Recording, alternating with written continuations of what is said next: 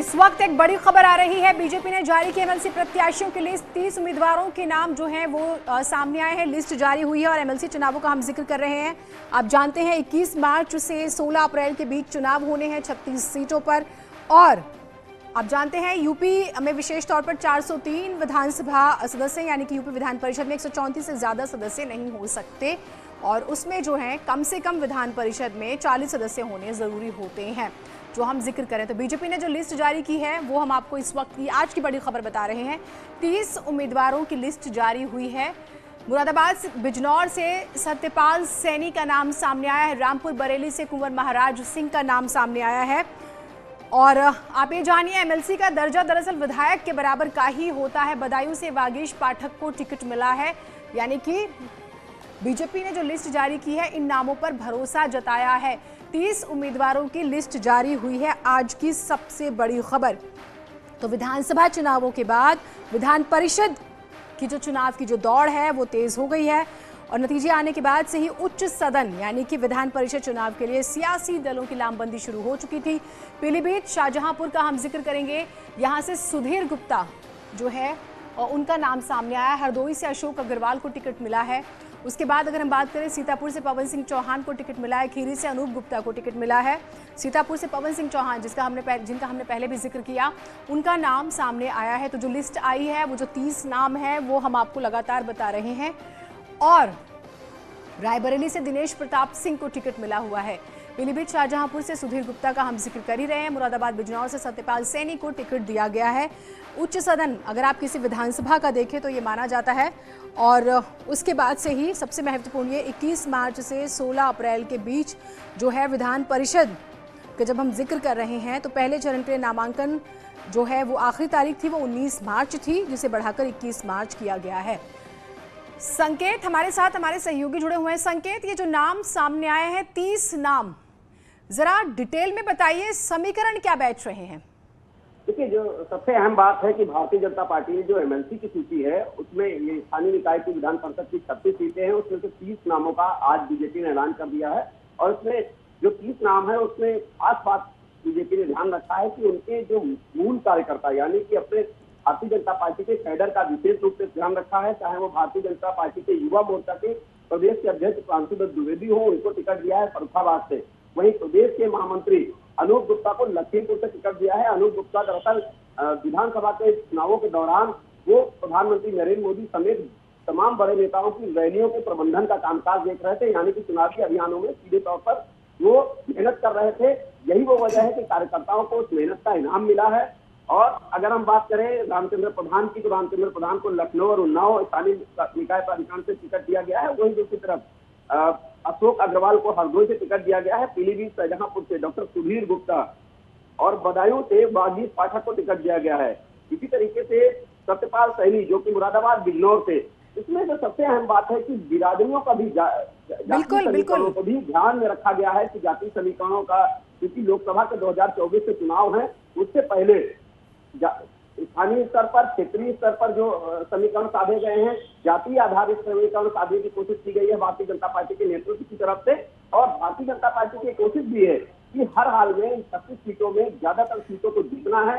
दरअसल विधान संकेत, जरूरी तो ये भी है कि रूठों को बनाना है ये, क्योंकि दर्जा तो विधायक के बराबर ही होता है और कहीं से किसी खेमे में नाराजगी है, क्योंकि बहुत से ऐसे लोग रहे जिन्हें टिकट नहीं मिल पाया, संघर्ष कर रहे थे, लेकिन पार्टी अपने कैलकुलेशन के हिसाब से टिकट देती है, तो उन्हें भी यही एडजस्ट करना है। जो नाम सामने आए उसमें कई नाम ऐसे हैं जो नाराज थे। बिल्कुल, देखिए इसमें तमाम ऐसे नाम हैं जो विधानसभा का भी टिकट मांग रहे थे, उनको विधानसभा का टिकट नहीं मिल पाया और उसके बाद उनको अब एमएलसी के चुनावी मैदान में भारतीय जनता पार्टी उतार रही है। और ये कोशिश है बीजेपी की कि किसी तरीके की कोई पार्टी में नाराजगी ना रहे और कार्यकर्ता कहीं से हतोत्साहित ना हो। लोकसभा चुनाव की भारतीय जनता पार्टी की आगे की तैयारी है। यही वो वजह है कि भारतीय जनता पार्टी का जो शीर्ष नेतृत्व है उसकी कोशिश है कि जो मूल कार्यकर्ता है उनको टिकट दिया है। जो ये सूची है वो यही बयान कर रही है कि ज्यादातर जो भारतीय जनता पार्टी के मूल कार्यकर्ता है उनको शामिल किया गया है, जो बीजेपी के विधानसभा चुनाव के दौरान चुनावी प्रबंधन की भूमिका संभाल रहे थे, जो क्षेत्र में मेहनत कर रहे थे। ऐसे तमाम कार्यकर्ताओं को इसमें टिकट दिया गया है, चाहे वो अनूप गुप्ता की हम बात करें या फिर बीजेपी के युवा मोर्चा के प्रदेश अध्यक्ष प्रांशुदत्त द्विवेदी की बात करें, उनको भी एमएलसी का टिकट दिया गया है फर्रुखाबाद स्थानीय निकाय से। तो ऐसे कई नाम हैं जिनको एडजस्ट करने की कोशिश की गई है और बीजेपी की कोशिश है कि एमएलसी चुनाव को हर हाल में जीतना भी। बिल्कुल, ये हम अपने संकेत आपसे बात करूंगी मैं, आप रहिए हमारे साथ, कुछ जानकारी अपने दर्शकों को जरूर दे देते हैं। देखिए, अभी देश में 6 राज्यों में ही विधान परिषद है, जिसमें उत्तर प्रदेश, बिहार, महाराष्ट्र, तेलंगाना, आंध्र प्रदेश और कर्नाटक के नाम शामिल है। अब इसे समझिए, ये कैसे इसकी वोटिंग होती है। विधान परिषद में एक निश्चित संख्या तक सदस्य होते हैं। इसका एग्जाम्पल, अगर यूपी में 403 विधानसभा सदस्य हैं, यानी यूपी विधान परिषद में 134 से ज्यादा सदस्य नहीं हो सकते। इसके अलावा विधान परिषद में कम से कम 40 सदस्य होने जरूरी हैं। एमएलसी का दर्जा विधायक के बराबर होता है, जो हम जिक्र कर रहे हैं, और इनका कार्यकाल 6 साल का होता है। चुनाव लड़ने के लिए न्यूनतम उम्र आपकी 30 साल होनी चाहिए। विधान परिषद की बात करें तो 100 में से 38 सदस्यों को विधायक चुनते हैं। वहीं 36 सदस्यों को स्थानीय निकाय निर्वाचन क्षेत्र के तहत जिला पंचायत सदस्य, क्षेत्र पंचायत सदस्य और नगर निगम या नगर पालिका के निर्वाचित प्रतिनिधि चुनते हैं। 10 मनोनीत सदस्यों को राज्यपाल नॉमिनेट करते हैं। इसके अलावा 8 सीटें शिक्षक निर्वाचन और स्नातक निर्वाचन क्षेत्र के तहत आती हैं। अब 36 एमएलसी चुने जाने हैं, तो ये भी आप समझ लीजिए। ये गणित समझना बहुत जरूरी है, बहुत से लोग इसे नहीं समझ पाते हैं। प्रदेश में स्थानीय निकाय कोटे की विधान परिषद की 35 सीटें हैं। इसमें मथुरा, एटा, मैनपुरी सीट से 2 प्रतिनिधि चुने जाते हैं। इसलिए 35 सीटों पर 36 सदस्यों का चयन होता है। अब अमूमन ये चुनाव विधानसभा के पहले या बाद में होते हैं, इस बार बाद में हो रहे हैं और उसको लेकर अब लिस्ट सामने आ गई है। कुछ तब्दीलियां तारीख में भी हुई। संकेत हमारे साथ जुड़े हुए हैं। संकेत, क्योंकि जब हम बात करें, संकेत आप मेरी आवाज सुन पा रहे हैं?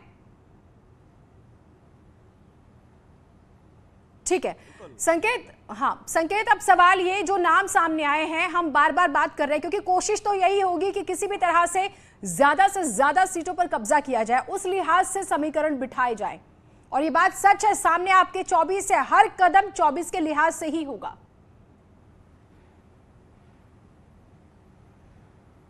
बिल्कुल जाहिर सी बात है कि लोकसभा चुनाव को ध्यान में रखते हुए, चाहे वो योगी सरकार के मंत्रिमंडल का गठन हो या फिर ये विधान परिषद की 36 सीटों पर चुनाव, इनको ये सभी इसी लिहाज से देखे जा रहे हैं कि 2024 के सियासी समीकरणों को साधना है।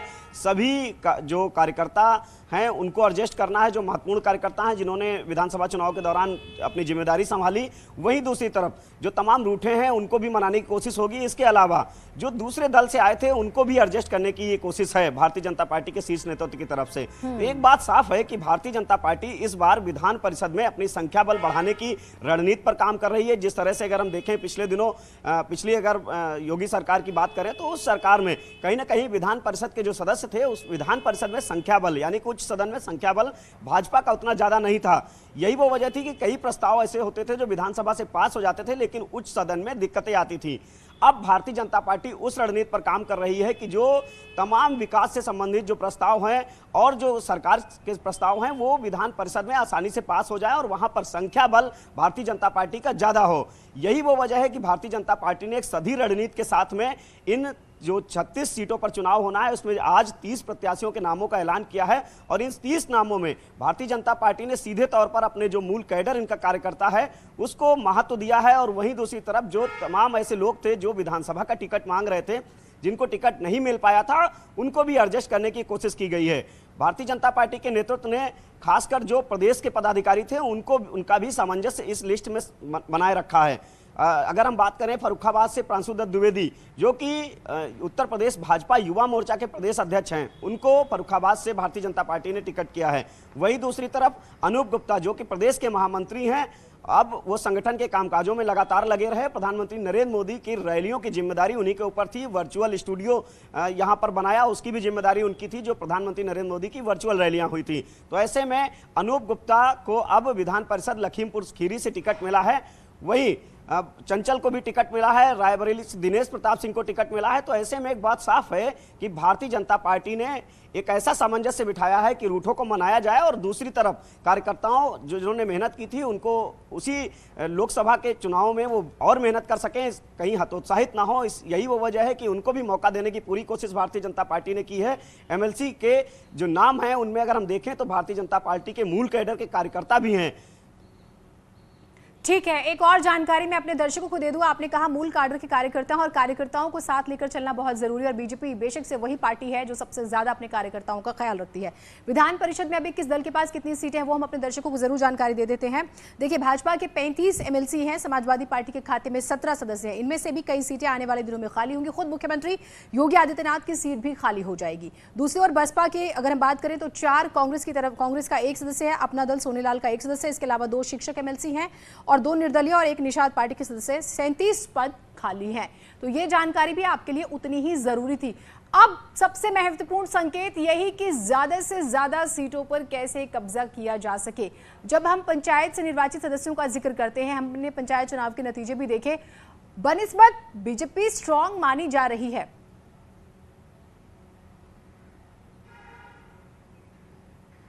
देखिए, भारतीय जनता पार्टी, अगर हम पिछले दिनों पंचायत चुनाव के नतीजे देखें तो उसमें बीजेपी ने बेहतर किया था और समाजवादी पार्टी उसको सीधी टक्कर देती नजर आई। यही हाल विधानसभा चुनाव में भी रहा कि समाजवादी पार्टी मुख्य विपक्षी की भूमिका में रही। ऐसे में अब एमएलसी के चुनावों में भी समाजवादी पार्टी सीधे टक्कर देती भारतीय जनता पार्टी को नजर आएगी।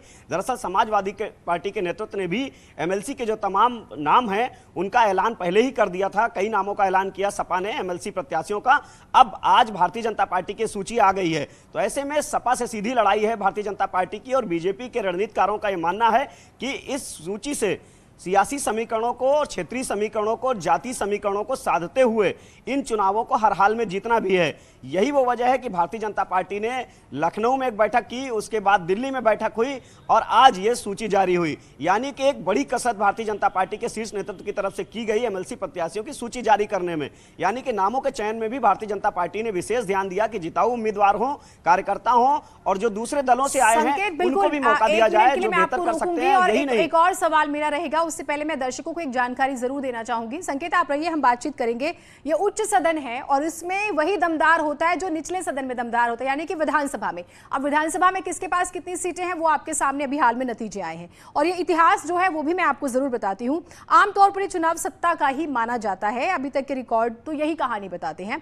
देखिए, 2004 में जब चुनाव हुआ था, मुलायम सिंह यादव के कार्यकाल की हम बात करें, 36 में से 24 सीटें उनके पास आई थी। उसके अलावा 2010 में जब इन सीटों पर चुनाव हुआ तो बसपा सत्ता में आ गई थी। उसके बाद बात करें और उनको 36 में से 34 सीटें मिल गई थी। इसके बाद फरवरी मार्च 2016 की जब मैं बात करती हूं तो अखिलेश यादव के सीएम रहते हुए चुनाव हुए तो सपा 31 सीटें जीत गई थी। इनमें 8 सीटों पर निर्विरोध जीत भी शामिल थी, जबकि पहले सपा केवल 1 सीट जीती थी। यानी कि उच्च सदन उसी का जिसका निचला सदन, और निचला सदन में संकेत हम संख्या देख रहे हैं कि बीजेपी की क्या है।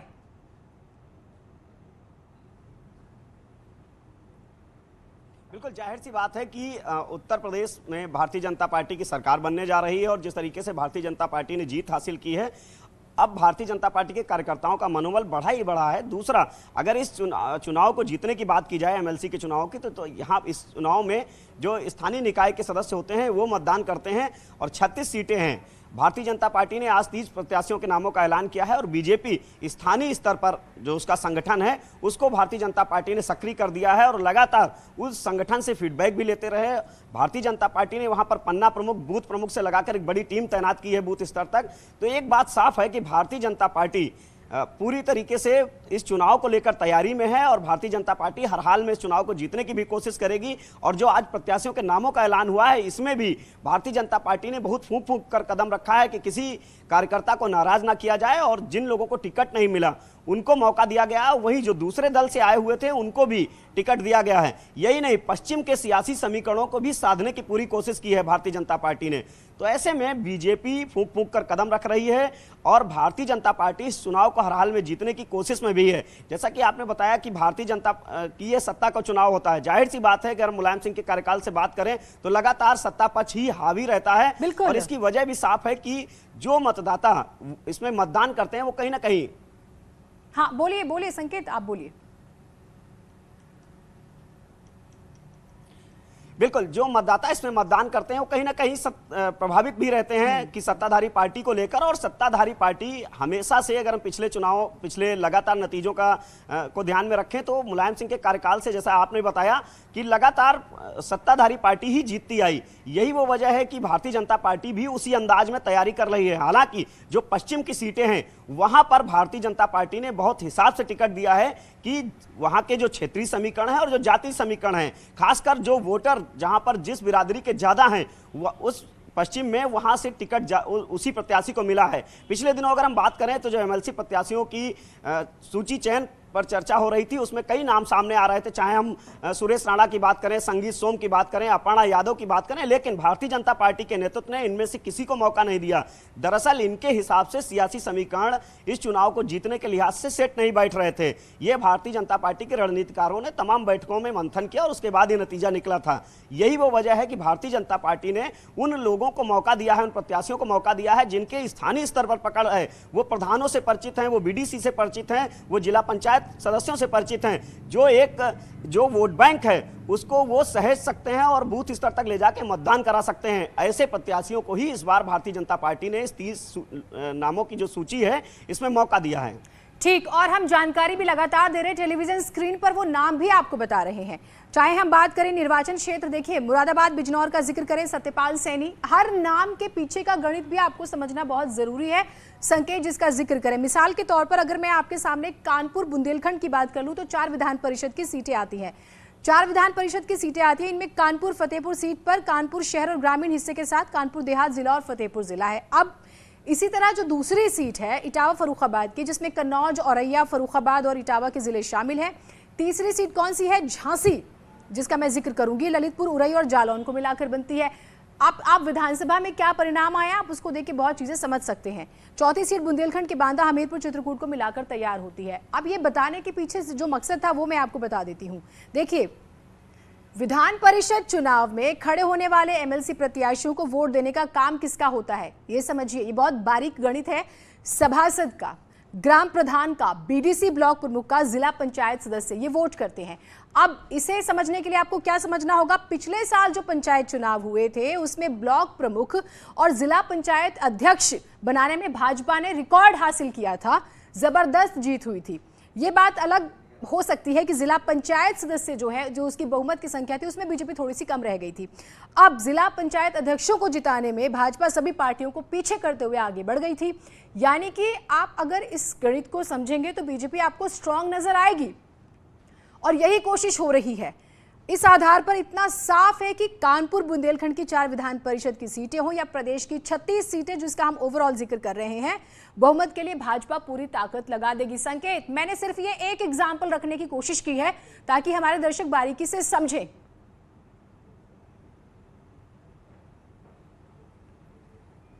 बिल्कुल जाहिर सी बात है कि जो वोटर है, अगर हम पिछले दिनों चुनाव की बात करें, जो पंचायत के चुनाव हुए थे उसमें कहीं ना कहीं, जैसा कि आपने भी बताया, जिला पंचायत सदस्यों में भारतीय जनता पार्टी समाजवादी पार्टी से पिछड़ गई थी। वहीं ब्लॉक प्रमुख के चुनाव में भी यही हाल था। लेकिन जिला पंचायत अध्यक्ष के जो चुनाव हुए उसमें भारतीय जनता पार्टी ने बढ़त हासिल की और रिकॉर्ड जीत की। उसके बाद भारतीय जनता पार्टी ने उसी दौरान एमएलसी चुनाव की तैयारियां तेज कर दी थी। दरअसल बीजेपी उस तरह की पार्टी मानी जाती है कि एक चुनाव खत्म होने के बाद वो दूसरे चुनाव की तैयारी तेज कर देते हैं। बीजेपी इस बात को भली भांति समझ रही थी कि एमएलसी चुनाव में जाना है। यही वो वजह है कि भारतीय जनता पार्टी ने लखनऊ में एक बड़ा कार्यक्रम रखा था। उसमें पूरे उत्तर प्रदेश के जिला पंचायत अध्यक्षों को बुलाया था और उनको बाकायदा सम्मानित किया था। उसमें जिला पंचायत सदस्य भी थे। तो ऐसे में भारतीय जनता पार्टी के पास वो बहुमत की संख्या बीजेपी शुरू से सहेजने की कोशिश करती रही।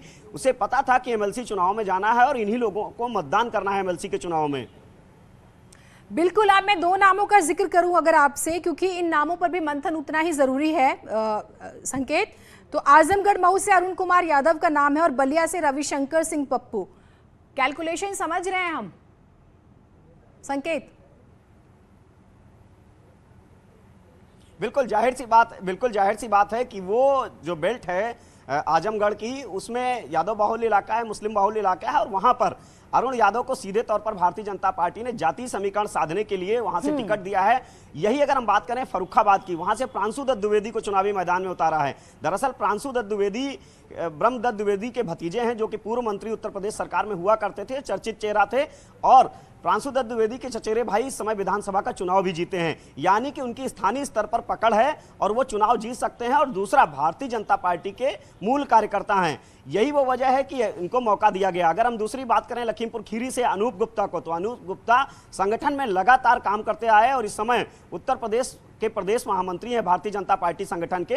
तो ऐसे में इनको टिकट इस वजह से दिया गया कि इन्होंने पंचायत चुनाव में चुनावी प्रबंधन की भी जिम्मेदारी निभाई थी और स्थानीय स्तर पर जो वीडीसी है, क्षेत्र पंचायत सदस्य, जिला पंचायत सदस्य, प्रधान, उनसे संपर्क में रहते हैं ऐसे लोगों के, तो उनको मौका दिया गया जिससे ये चुनाव आसानी से जीत सकें। संकेत, मैं एक नाम और देख रही हूं, प्रत्याशी पे दांव नहीं खेला जो नया प्रत्याशी हो। कीजिएगा।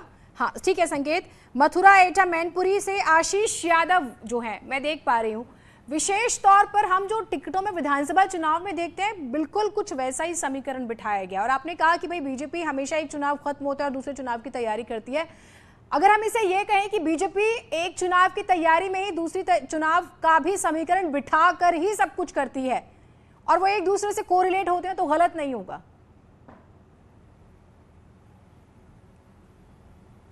बिल्कुल जाहिर सी बात है कि जो जितने भी प्रत्याशियों के नाम हैं, इसमें सीधे तौर पर ये क्षेत्रीय समीकरण और जातीय समीकरण के हिसाब से फिट बैठते हैं। और यही नहीं, ये आगामी जो वर्ष 2024 का लोकसभा चुनाव है उसके भी समीकरण सेट किए हैं इस प्रत्याशी, ये जो सूची आई है आज प्रत्याशियों की इसमें। और इस बात को बीजेपी भली भांति जानती है कि जिनको विधानसभा में उतारना था, विधानसभा का चुनाव ठीक है संकेत, ये हर नाम अपने आप में एक समीकरण लिए हुए हम बातचीत करेंगे और इस पर और ज्यादा, क्योंकि आप एक चुनाव खत्म हुआ है, दूसरा, और उसके लिए आप साठगांठ शुरू हो गई। और आप ये मान के चलिए विधानसभा चुनावों से भी महंगा माना जाता है इसे। इस चुनाव को लड़ने के लिए बहुत स्ट्रैटेजी बनाई जाती है। ये भी अंदर की बात है। एक छोटा ब्रेक ले रहे हैं, कहीं मत जाइएगा।